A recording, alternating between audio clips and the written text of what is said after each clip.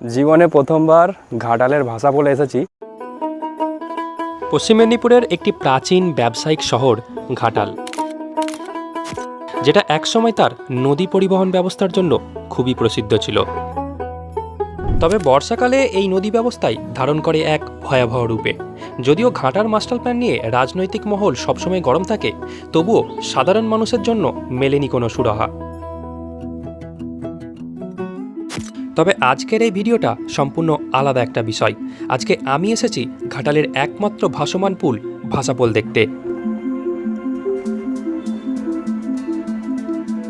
তবে চিন্তা করবেন না, আপনাদের মিস্টার রাম এই ভাষাপোলও আপনাদেরকে ঘুরিয়ে দেখাবে, আর তার সাথে ঘাটালের এই ভাষাপোলের ইতিহাস খোঁজারও চেষ্টা করবে। তো বন্ধুরা, আমরা সবাই ভাষাপোলের নাম শুনেছি। আজকে এখন আমরা চলে এসেছি সেই ঘাটালের বিখ্যাত ভাষাপোল। ও দারুণ লাগছে দেখতে। কিন্তু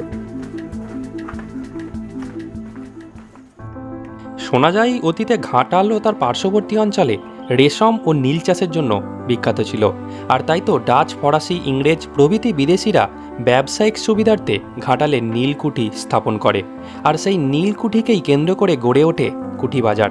কিন্তু এই কুঠি বাজার ছিল শিলাবতী নদীর পশ্চিম তীরে, আর সাহেবদের বাসস্থান ছিল পূর্ব তীরে।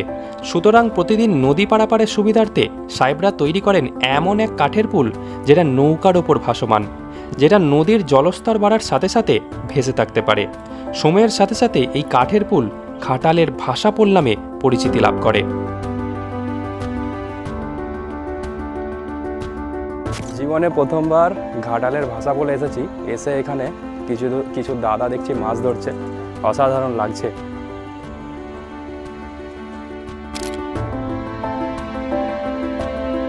বর্তমানে ঘাটাল পুরসভা এই ভাসমান পোলের রক্ষণাবেক্ষণ করেন, সাথে নিযুক্ত করা হয়েছে বেশ কিছু কর্মীদেরও। সম্ভবত 2000 সালের ফেব্রুয়ারি মাসে ভাষাপোলকে পশ্চিমবঙ্গের পর্যটন মানচিত্রে যোগ করা হয়েছে।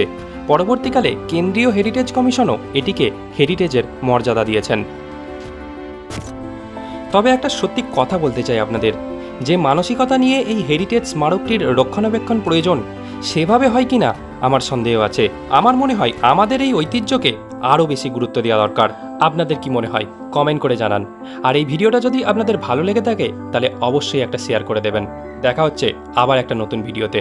ভালো থাকবেন।